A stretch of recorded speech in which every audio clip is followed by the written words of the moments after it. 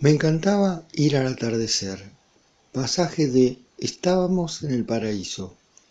Me encantaba ir al atardecer, cuando el sol cae y aparecen las primeras estrellas, la luna hacia el oeste con Venus a centímetros, de acuerdo a nuestra mirada proyectada desde la Tierra. Desde aquí, vemos un universo donde todo está tan cerca. No existen los kilómetros, todo está a centímetros de todo, todas las constelaciones al alcance de nuestros ojos. Giré en la esquina, cargando varias tapas de discos que ella había intervenido.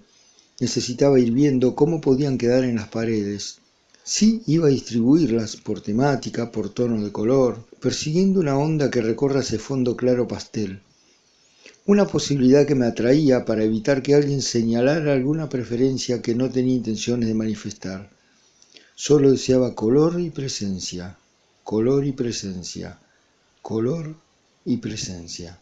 Antes de abrir la puerta, mientras giraba la llave en la cerradura, le eché el último vistazo a la luna junto a Venus, una tapa de LP que habría sido maravillosa. Una vez adentro, fui a la heladera, agarré una botellita con jugo de naranja exprimida, un vaso de la mesada y bajé al sótano para sentarme con mi mirada hacia el pequeño escenario, esa soledad, ese silencio, donde amanece la claridad.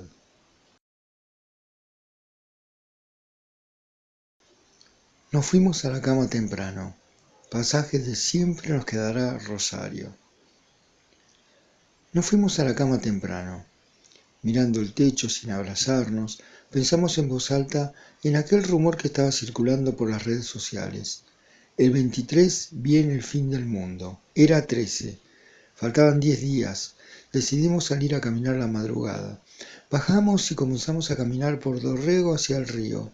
En el cielo limpio estaban todas las estrellas, en las calles no había nadie más que nosotros. Salir a caminar por las calles de noche es conocer otra ciudad.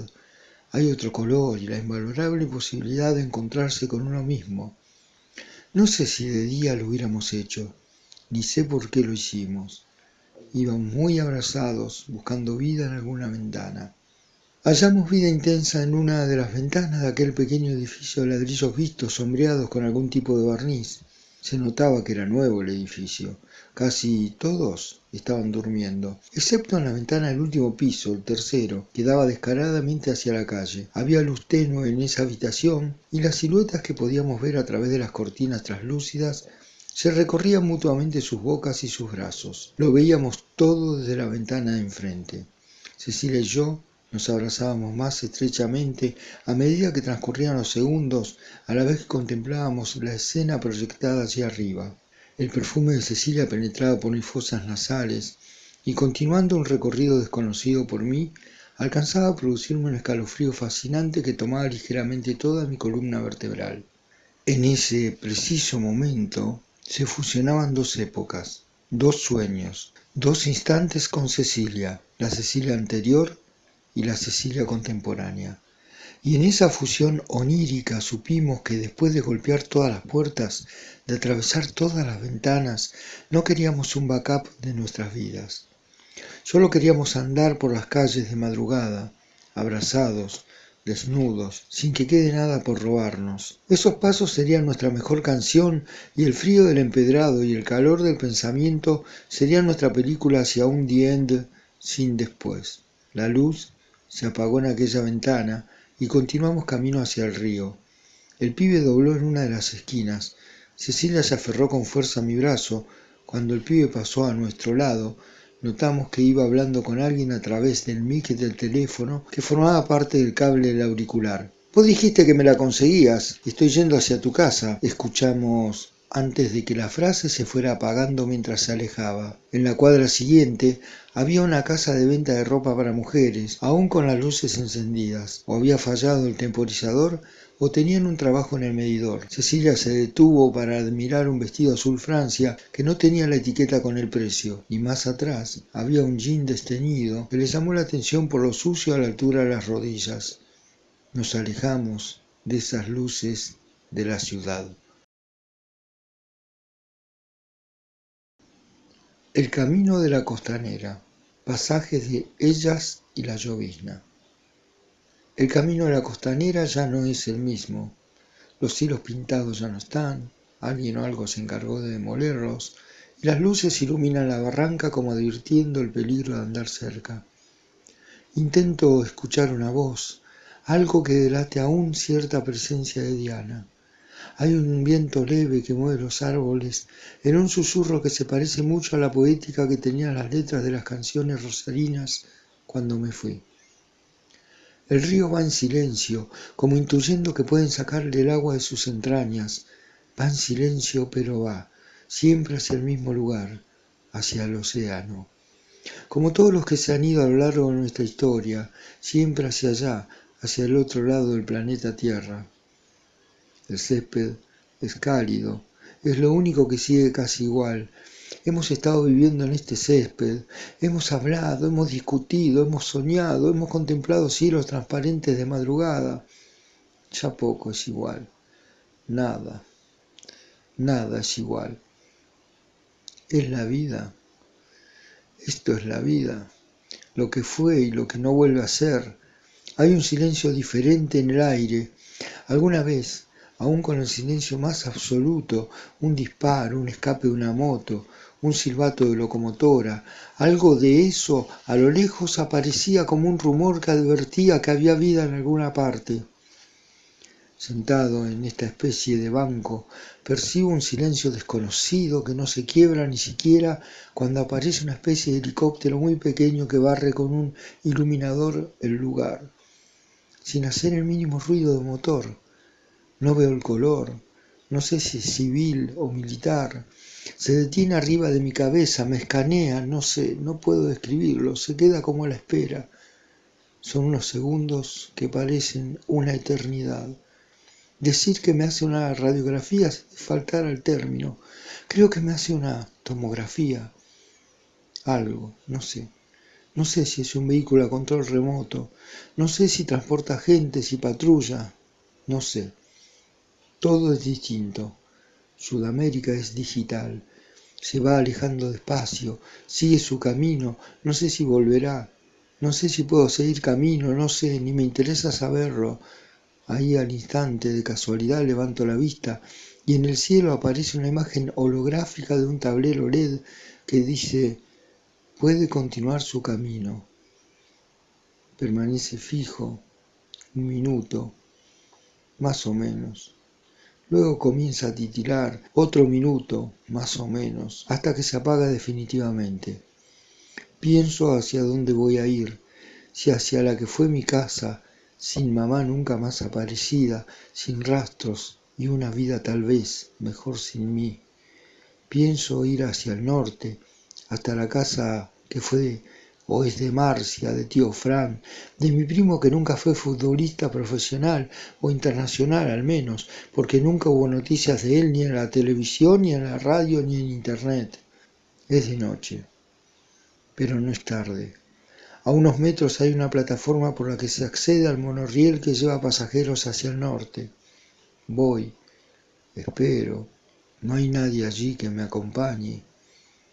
Van 15 minutos, van 30 minutos, van 45 minutos.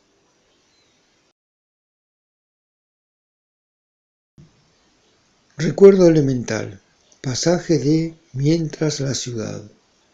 Recuerdo elemental, 2 puntos. La ciudad iba recuperando la memoria. Se notaba en cada paso, en cada latido, en cada conversación. La ciudad iba recuperando la memoria, aunque podía ser tarde. No podía dejar de preguntarme cuántos salones existían en los cuales se estaba interrogando gente solo por el hecho de haber recuperado la memoria. ¿Hasta dónde estaba dispuesto a llegar ese miedo al conocimiento conseguido por el otro, un semejante con más información?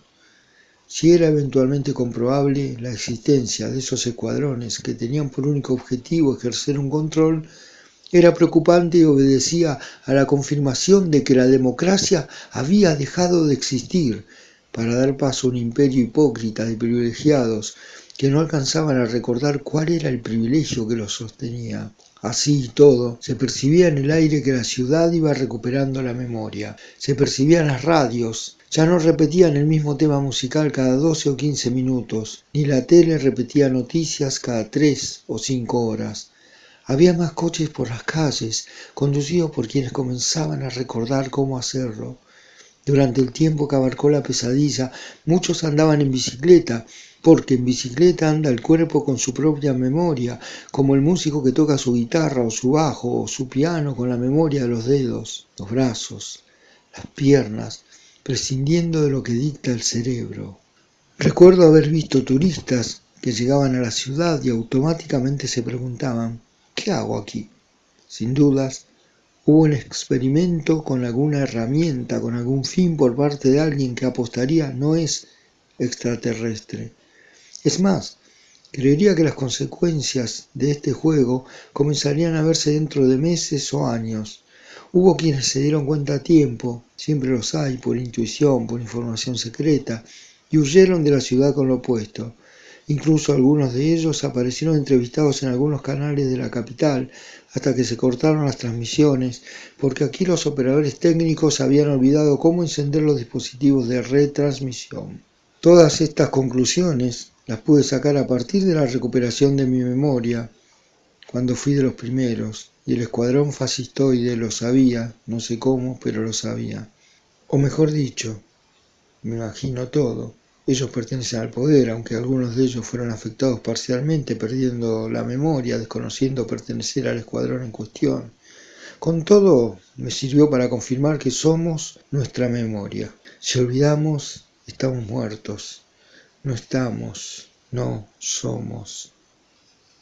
Bajé por San Martín y a paso ligero alcancé las barandillas de aquel balcón al Paraná, en la zona donde alguna vez se suicidaron en masa muchos perros de la calle sin que se supiera nunca exactamente por qué. Había un sol fuerte, propio de esos días que hacen presentir la inminente llegada del verano. Unas cuadras antes había pasado por aquel viejo teatro que seguía en pie. Aún con el paso implacable de los años, recuerdo aquella noche como si fuera ayer. Tío Silvano me llevó al centro para celebrar el segundo campeonato obtenido por Central. Yo tenía unos 4 o 5 años y llevaba una banderita auriazul en mi mano. Pasamos frente a la puerta de ese teatro en el momento en que salía hacia un auto gris un señor de anteojos oscuros, acompañado por otras personas de traje. Mi tío Silvano corrió conmigo de la mano hacia ese hombre y solamente me soltó para abrazarlo. El hombre de sombrero de anteojos oscuros tenía una sonrisa inmensa y luego de recibir el saludo de mi tío se metió rápidamente con sus acompañantes en el auto que lo esperaba. Tío Silvano había entrado en éxtasis. Me cargó sobre sus hombros y nos fuimos alejando del teatro para unirnos a otras familias que deambulaban por allí al grito de Central, Central. No hace muchos años descubrí que aquel hombre de anteojos oscuros y sonrisa amplia era Rey Charles, el gran Rey Charles. Tío Silvano nunca tenía un peso en el bolsillo. Se gasta todo su dinero en la quiniela, decía mamá. Y seguramente por eso no había podido ir a ese concierto, pero podría jurar que cada vez que escuchaba sus discos recordaba ese abrazo como un trofeo que nadie le iba a arrebatar en el resto de sus días. Muchos años después, cuando se ganaba la vida como cerrajero con las máquinas que habían sido de papá, lo encontraron muerto en el piso del comedor de su casa. Me contó mi prima Glenda en el velatorio que en la bandeja giradiscos había un long play de Ray Charles.